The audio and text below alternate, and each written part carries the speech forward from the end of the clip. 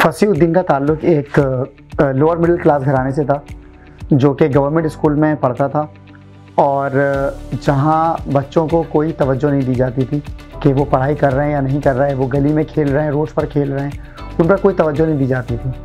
तो फसीउद्दीन ने जब मैट्रिक पास किया तो फसीउद्दीन को ये रियलाइज़ हुआ कि फसीउद्दीन अपने दोस्तों से और अपने मौजूदा इर्द गिर्द के लोगों से फसीउद्दीन बहुत पीछे है। तो उसको ये लगा कि ना कि वो अपने घर वालों को या अपने बड़ों को ये देखे कि उन्होंने उसकी तरबियत में कोई कमी छोड़ी, उसने सोचा कि अब वो खुद बड़ा हो गया है तो उसको खुद अपने लिए कुछ करना चाहिए। उससे पहले उसने अपने आप को ये देखा कि वो अपने आप में क्या कर सकता है। तो फसीउद्दीन को बचपन ही से एक एक्टर बनने का बहुत शौक़ था। वो अक्षय कुमार एक इंडियन बॉलीवुड एक्टर हैं, उनसे बहुत मरूफ थे, बचपन से उनकी मूवी देखा करते थे। लोग शाहरुख खान, सलमान खान से बहुत इम्प्रेस होते हैं, मैं उनसे बड़ा इम्प्रेस था। तो मैं अपने भाइयों से अक्सर जिक्र करता था, उन्होंने मुझे कहा कि तुम उसकी तरह मार्शल आर्ट तो सीखो तो तुम भी उसकी तरह बन जाओगे। तो ऐसा करना हुआ और मेरे बड़े भाइयों की मेहरबानी है कि उन्होंने मुझे पार्ट टाइम में मुझे कहा कि जब स्कूल से आते हो तो तुम जाके घर के पास सिंध स्पोर्ट बोर्ड नाज़िमाबाद, जहाँ मैंने बेसिक की, वहाँ फसीउद्दीन को ताइक्वांडो सीखने का मौका मिला।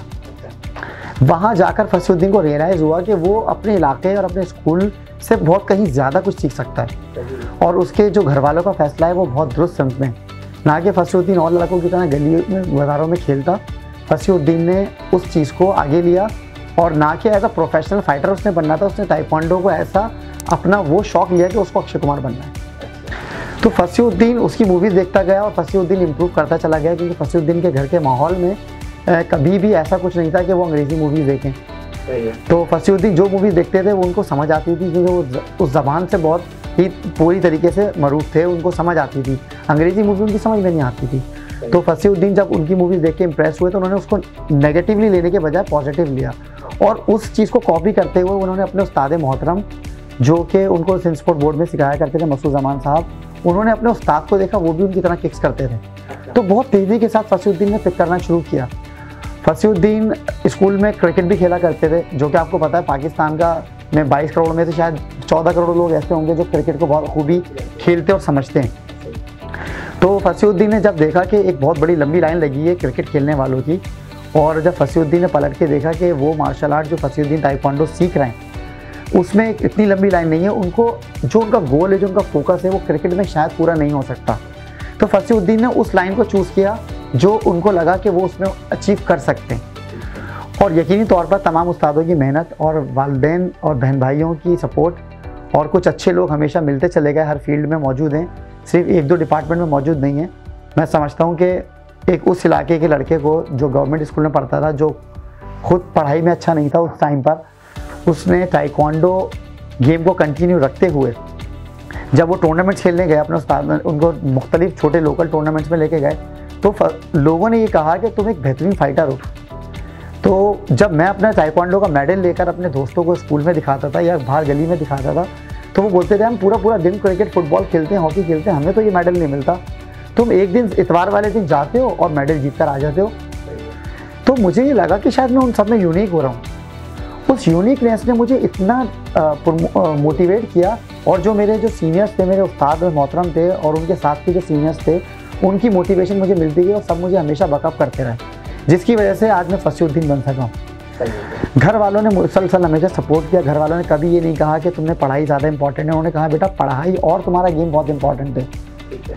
उन्होंने कहा कि अगर पढ़ाई तुम 6 घंटे कर रहे हो और अगर 1 घंटे अगर अपना ताइक्वांडो कर लोगे तो कोई हर्ज नहीं है। उन्होंने कभी मुझे पढ़ाई के दरमियान गेम से नहीं रोका। यही वजह है कि जब मैं गेम खेलता था तो मुझे खुशी मिलती थी, और मैं जब पढ़ाई करता था तो वो काम जो 2 बच्चे 2 घंटे में करते हैं वो मैं 1 घंटे में कर लेता था। तो गेम के लिए पढ़ाई बहुत ज़रूरी थी। मैंने इस नतीजे पर पहुंचा। फिर जब मैंने मैट्रिक किया तो मैं थोड़ी और बड़ी बेल्ट पर आया, वाइट से येलो, ग्रीन, ब्लू, रेड और फिर ब्लैक। ये एक प्रोसेस है जिस तरीके से बच्चा मैट्रिक करता है, ताइक्वांडो में भी और कोई से ही मार्शल आर्ट में बच्चा मैट्रिक उसका समझ लें, ब्लैक बेल्ट उसका मैट्रिक है। अब उसमें प्रैक्टिस करनी है, उसका सिलेबस पूरा हो गया। आप कभी भी red belt, blue belt, green belt से एक्सपेक्ट नहीं करेंगे वो बहुत आउटस्टैंडिंग होगा। ब्लैक बेल्ट होने के बाद उसका असल कोर्स शुरू होता है।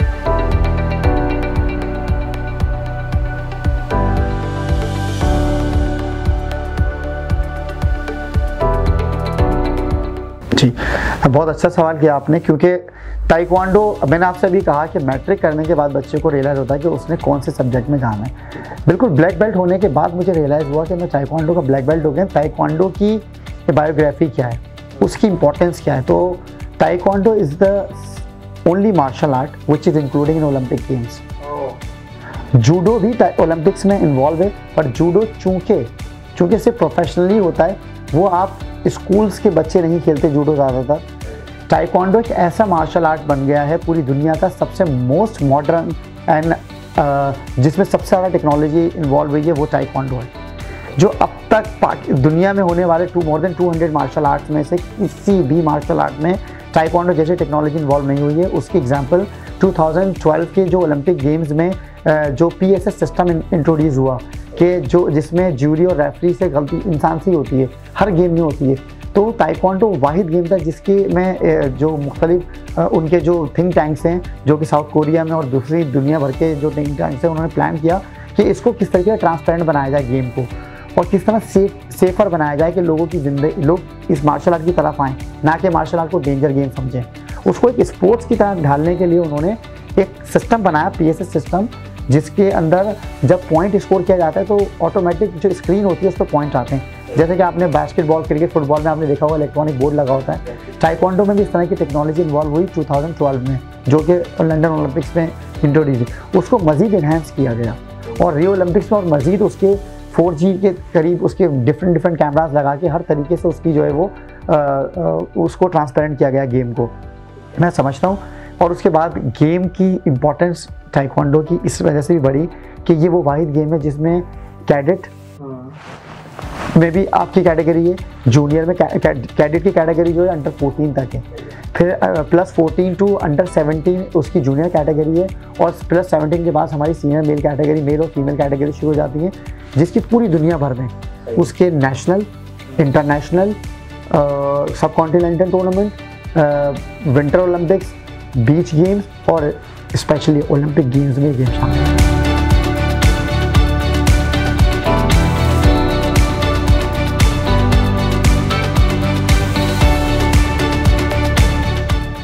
जी, रिप्रेजेंट किया पाकिस्तान को, और अचीवमेंट क्या क्या है? जी, आप कह रहे हैं तो मैं अपनी अचीवमेंट बता देता हूँ। मैं चाहता हूँ कि मेरी जगह या हमारे और बहुत सारे जो ताइक्वांडो के लेजेंड्स हैं, वो जो अपनी अचीवमेंट बताते हैं, वो मैं समझता हूँ कि वो इसलिए वो बताना ज़रूरी है कि जो हमारे नाज़रीन देख रहे हैं, जो बच्चे टीवी पे देख रहे हैं, तो कोई बच्चा अगर अपने आप को ये फील करता है कि मेरा क्रिकेट के 14 खिलाड़ियों में नाम नहीं है, या फुटबॉल के टॉप 20 प्लेयर्स में मेरा नाम नहीं है, बास्केटबॉल में नहीं है, तो वो ताइक्वांडो एक ऐसा इंडिविजुअल आर्ट है कि उसमें खुद मेहनत करनी। तो मैंने जो मेरी अचीवमेंट थी वो ये थी कि मैंने तकरीबन मोर देन 100 लोकल चैम्पियनशिप जो होती हैं, जो डिफरेंट क्लब्स लेवल पे जो ऑर्गेनाइज़ की जाती हैं, वो मैंने मोर देन 100 टूर्नामेंट्स में पार्टिसिपेट किया अल्हम्दुलिल्लाह, जिसमें मेरे तकरीबन मोर देन 80 मेडल्स हैं। उसके अलावा मैंने जो सिंध ताइक्वांडो एसोसिएशन के अंडर बैनर होती है, या जो पाकिस्तान ताइक्वांडो फेडरेशन, जो कि इलाहा के पाकिस्तान ओलंपिक एसोसिएशन से, उनके अंडर जो टूर्नामेंट होते हैं, वो नेशनल मैंने अराउंड 15 के करीब मैंने नेशनल चैम्पियनशिप्स खेली हैं, जिसमें मैंने सिंध को रिप्रेजेंट किया है। और मेरे अल्हम्दुलिल्लाह 6 मेडल्स हैं उसके अंदर। मेरा कोई गोल्ड मेडल नहीं है उसके अंदर, चूँकि नेशनल गेम में नेशनल टूर्नामेंट में गोल्ड मेडल लेने की एक वजह होती है कि वहाँ हमारे पास डिपार्टमेंट पार्टिसिपेट करते हैं। चूँकि आप जानते हैं कि जो सिविलियंस हैं, जो सूबों को रिप्रेजेंट करते हैं, उनके पास इतने फंड्स नहीं होते। जो फंड्स हमारे पास डिपार्टमेंट्स के पास होते हैं, डिपार्टमेंट के प्लेयर को उसकी पे किया जाता है, सैलरीज मिलती हैं, तो वो उस हिसाब से ट्रेन करते हैं और उनके पास उस तरह से इक्विपमेंट होते हैं। तो आर्मी वापडा के बाद मैं समझता हूँ अगर कुछ सूबों को मिल जाती है पोजीशन, तो हम सूबों में आते हैं। और उसके अलावा मैंने 2008 में पहला अपना थाईलैंड ओपन से मैंने अपना करियर स्टार्ट किया था एज ए इंटरनेशनल प्लेयर, और अल्हम्दुलिल्लाह उसके साथ मैंने अब तक 7 इंटरनेशनल टूर्नामेंट में पाकिस्तान ताइक्वांडो फेडरेशन को रिप्रेजेंट किया है, जिसके अंदर बड़े जो मेगा इवेंट्स हैं उसमें मैं ताशकंद ओपन जो 2017 में मैंने खेला प्रेसिडेंट कप, और एशियन गेम 2013, और मलेशिया ओपन जो 2016 में हुई थी, उसमें मेरा अल्हम्दुलिल्लाह पाकिस्तान के लिए मेरा ब्रॉन्ज मेडल था।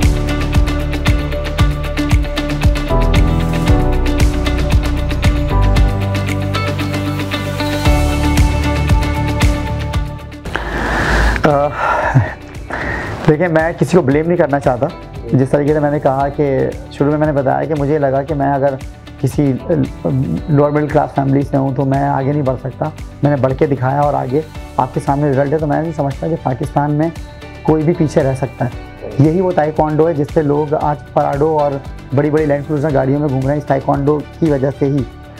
यही वो गेम है जिसकी वजह से पूरी दुनिया में ताइक्वांडो के लिए लोग पार्टिसिपेट करने के लिए गए, और जब उन्हें लगा कि वो वहाँ सेटल हो सकते हैं तो उन्होंने वहाँ दुनिया भर में ताइक्वांडो सिखा रहे हैं। सही है। तो ऑब्वियसली ताइक्वांडो के ही बेस पर वो दुनिया भर में जा रहे हैं। पाकिस्तान में चूँकि इस तरह स्पोर्ट्स को सपोर्ट हासिल नहीं है, not only taekwondo, there are many sports. और मैं समझता हूँ कि लोग बार बार क्रिकेट को क्रिटिसाइज़ करते हैं कि सिर्फ क्रिकेट को मिलता नहीं। हमें वो 11 प्लेयर नज़र आते हैं जो क्रिकेट में खेल रहे हैं, हम उसके पीछे की जो हज़ारों लाखों प्लेयर जो मेहनत कर रहे हैं ना, उसके भी पूछना चाहिए कि उस बेचारे को भी कुछ नहीं मिल रहा होता। ठीक है, लाखों करोड़ों टैलेंट हमारा रह जाता है। तो ताइक्वांडो में मैं समझता हूँ कि ताइक्वांडो या कोई भी स्पोर्ट्स हो, उसमें हमारे मुल्क में फ्यूचर ये है कि हमें अपने आप को, फसीउद्दीन ने अपने आप को इन्हेंस करने के लिए फसी को अपनी स्किल्स इंप्रूव करनी पड़ेंगी। We don't have to blame each other कि इसने मुझे ये नहीं दिया, मुझे डिपार्टमेंट ने फसीउद्दीन को हायर नहीं किया तो फसीउद्दीन ने अपना सूबा छोड़ दिया, या फसीउद्दीन गेम छोड़कर किसी कंपनी में लग गए काम करने के लिए। फसीउद्दीन ने अपनी स्किल्स को इन्हांस किया।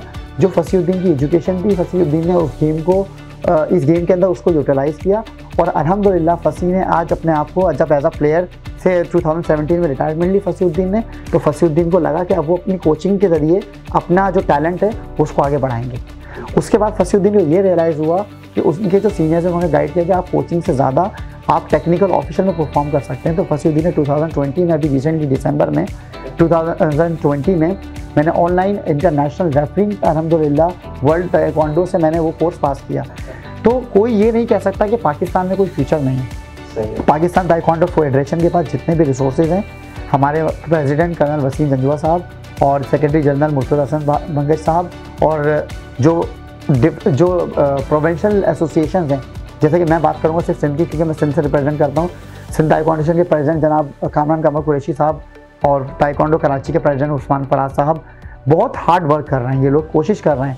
अब मैं आपको बताता हूँ कि फ्यूचर जो बच्चों का अब बन रहा है, मैं समझता हूँ 2016-17 तक जब तक मैंने खेला तो मुझे रियलाइज़ हो गया था कि वो बच्चे जो एजुकेशन से रिलेटेड हैं और वो ताइक्वांडो कर रहे हैं, वो मेरा बहुत तरीके, ये वाली बात बहुत इंपॉर्टेंट है जो करने जा रहा हूँ, वो अपनी एजुकेशन को जारी रखें और ताइक्वांडो रखें। यहाँ बहुत सारे स्टूडेंट हमारे ऐसे हैं जो ताइक्वांडो की बेस पर बाहर मुल्क पढ़ने के लिए गए स्कॉलरशिप, और वो वहाँ PhD कर रहे हैं। एक एग्जांपल दूंगा मैं अरसलान की, फाटा से बिलोंग करता है अरसलान। उसने रिसेंटली अभी PhD किया है साउथ कोरिया यूनिवर्सिटी में। उसका पूरा support Pakistan taekwondo federation, Pakistan Olympics ने किया सपोर्ट।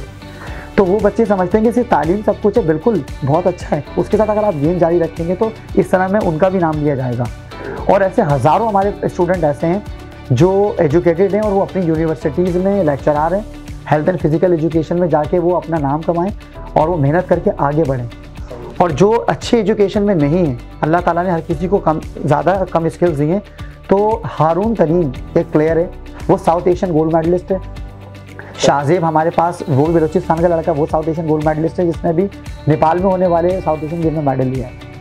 उसके अलावा कराची की एक लड़की है साउथ एशियन चैम्पियन आसफा अली, वो इकरा यूनिवर्सिटी को रिप्रेजेंट करती हैं, वो BSc किया उन्होंने। तो मैं समझता हूँ कि जो इनकी, मैं आपको एजुकेशन के साथ इनकी मैं आपको अचीवमेंट बता रहा हूँ, तो ये सब पाकिस्तान के तो दम से है। तो पाकिस्तान में बहुत फ्यूचर है ताइक्वांडो का, लेकिन उसके लिए हमें अपना बेस्ट देना पड़ेगा।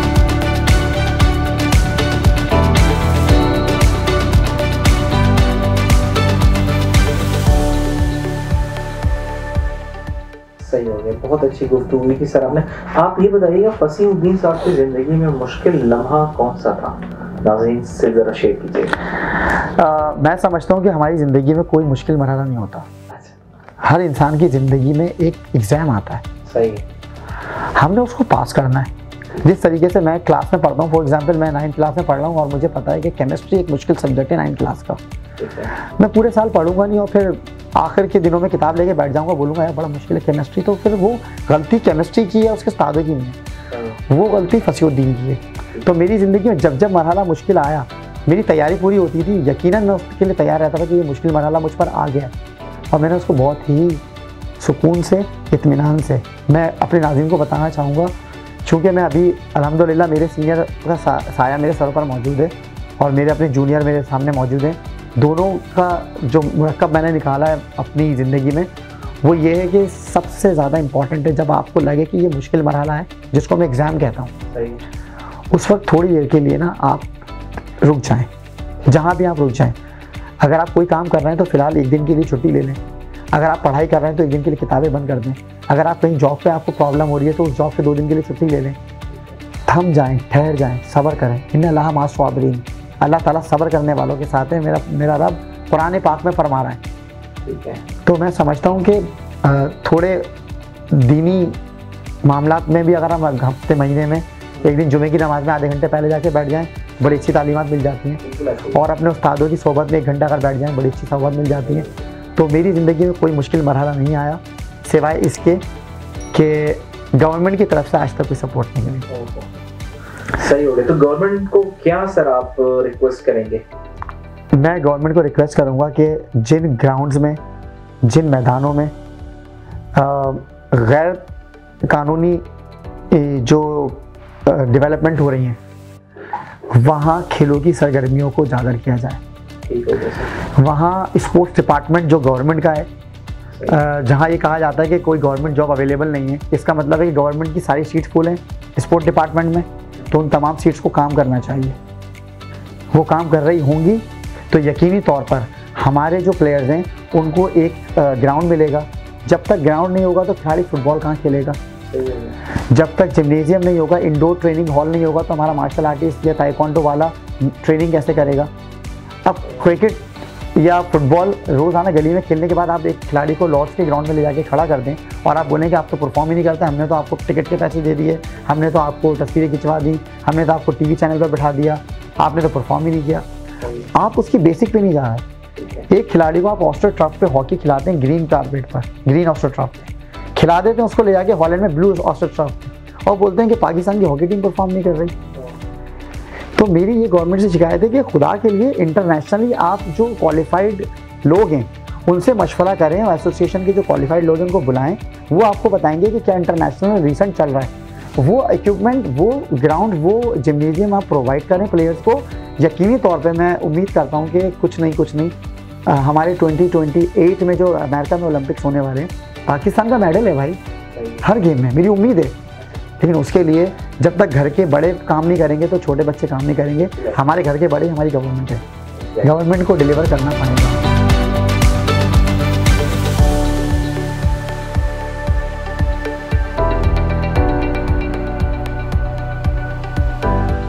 जो 1998 में मैंने पहला मेडल पहना था ताइक्वांडो में, वो खुशी का लम्हा, और जो मैंने अभी 2020 में जो मैंने सर्टिफिकेट रिसीव किया, वो खुशी का लम्हा, और ये आज 22 साल के बाद जो मैंने सर्टिफिकेट रिसीव किया, उस खुशी के लम्हे में और इस खुशी के लम्हे में 1 इंच भी फ़र्क नहीं। अच्छा। ये मैं समझता हूँ कि अगर इंसान मेडल छोटा हो या बड़ा हो, टूर्नामेंट गली कूचों में, लोकल टूर्नामेंट हो, नेशनल टूर्नामेंट हो, इंटरनेशनल टूर्नामेंट हो, चाहे मैंने एशियन गेम का भी ग्राउंड देखा है अल्हम्दुलिल्लाह जाके। आप अल्लाह का बहुत एहसान है कि कराची के एक लोकल इलाके से निकल के खिलाड़ी सिंध, और सिंध से नेशनल से एहसान है पाकिस्तान ताइक्वांडो फेडरेशन का, सिंध ताइक्वांडो का, कि उन्होंने मुझे उस पर भरोसा करा और 2013 में होने वाले एशियन गेम की पाकिस्तान टीम का मैं हिस्सा रहा। तो मैं एक और जिक्र करूँगा कि हमारे साथ लड़की होती थी माहा माफ्ताब, वो हमारे साथ टीम का हिस्सा थी। उस दौरान हमारे साथ कैंप में मौजूद थी कोरिया में। उनका इंतकाल हुआ अभी कुछ दिन पहले, अल्लाह ताला उनकी मग़फ़िरत फरमाए उस मरहूम की। और तो मैं ये बताना चाह रहा था आपको कि खुशी का लम्हा, तो जो हमारा खुशी का लम्हा होता है ना, बेसिकली वही हमारा गम का लम्हा होता है। अगर मैं याद करूं कि मैं 2013 में एशियन गेम में गया था, तो मुझे अफसोस होता है कि मैं अब क्यों नहीं जा सकता। तो मैं उस पिछले वाले को याद करने के बजाय ना, मैं अगला टारगेट सोचता हूँ कि अब फसीउद्दीन ने C क्लास कैटेगरी का रेफरी बनना है। अब मैं उसकी तैयारी करूँगा तो मुझे खुशी होगी। लेकिन अगर मैं बार बार यही सोचता रहूँगा कि यार मैं 2017 में मैंने लास्ट जो प्रेसिडेंट कप मैंने खेला, WT प्रेसिडेंट कप खेला ताशकंद में, अब मैं क्यों नहीं खेल सकता फाइट, तो मुझे दुख होगा कि यार इलाके प्लेयर इनमें खेल रहे हैं, मैं फाइट नहीं खेल सकता। तो हर लम्हा आपका खुशी का लम्हा है।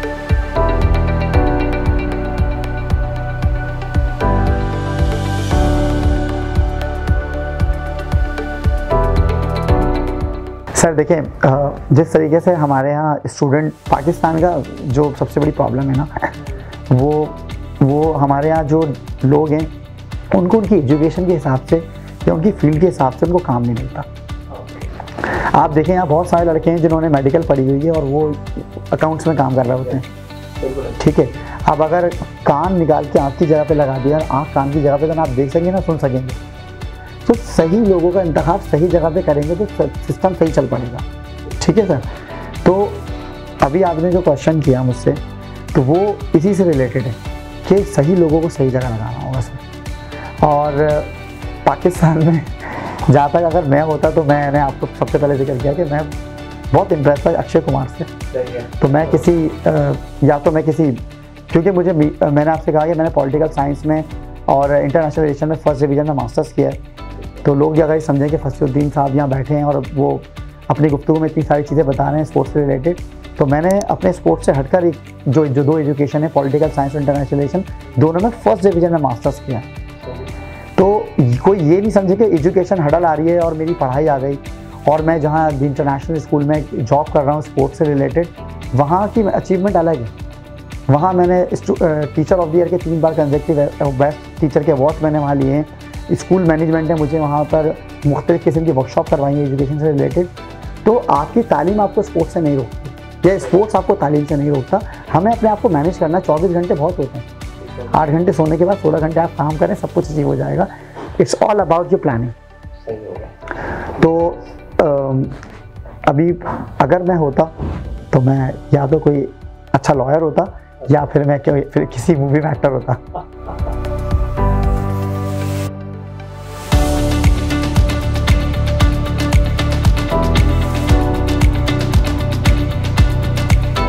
मैं चाहूँगा कि पाकिस्तान के तमाम स्टूडेंट जो ताइक्वांडो नहीं कर रहे हैं, जो कर रहे हैं वो बहुत ज़बरदस्त ट्रैक पर आ चुके हैं, क्योंकि ताइक्वांडो का पाकिस्तान में आप फ्यूचर है। और जो नहीं कर रहे हो आप आ जाएं, हो सकता है कि आप इंतज़ार कर रहे हो, अल्लाह मियाँ ने आपका नाम लिखा हुआ उस अचीवमेंट के लिए। कोई भी लॉटरी खुलने के लिए लॉटरी ख़रीदना बहुत ज़रूरी है। जब तक मैं लॉटरी ख़रीदूँगा नहीं तो खुलेगी कैसे?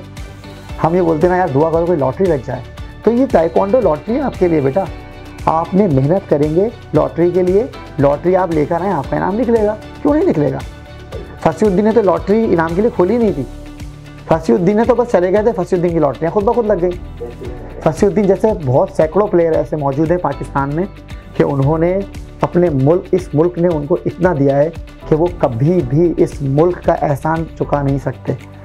इस मुल्क का आपको मैं एक और बात बता दूं कि यकीन करें, पाक-सर ज़मीन शाद बाद ये कौमी तराना हम सब पढ़ते हैं। खुदा की कसम, जिस दिन ये कौमी तराना मुल्क से बाहर आप सुनेंगे ना, तो आपकी टांगें लरज़ जाएंगी, आपकी आंखों में आंसू आ जाएंगे, आप कौमुल सल्तनत का मतलब समझ जाएंगे, आपके रोंगटे खड़े हो जाएंगे। वो सुनने के लिए ना आपको घर से बाहर निकलना पड़ेगा, उसके लिए मैदान में आना पड़ेगा आपको। मास्टर्स PhD की डिग्री लेकर आप ये कौमी तराना बाहर नहीं सुन सकते, लेकिन ताइक्वांडो का झंडा पकड़ के आप जब वॉक करेंगे ना किसी भी मार्च मैट पर, और जब पाक-सर ज़मीन शाद बजेगा और आपका फ्लैग ऊपर जाएगा, तो मैं यकीन कैसे कह सकता हूँ कि उससे बड़ी खुशी दुनिया में आपको मिल ही नहीं सकती। वो आपके लिए जन्नत है।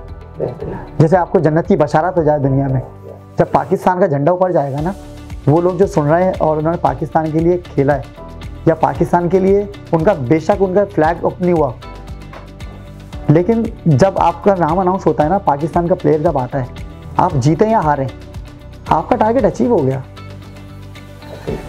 तो मैदान में लॉटरी खुलने के लिए लॉटरी खरीदना जरूरी है।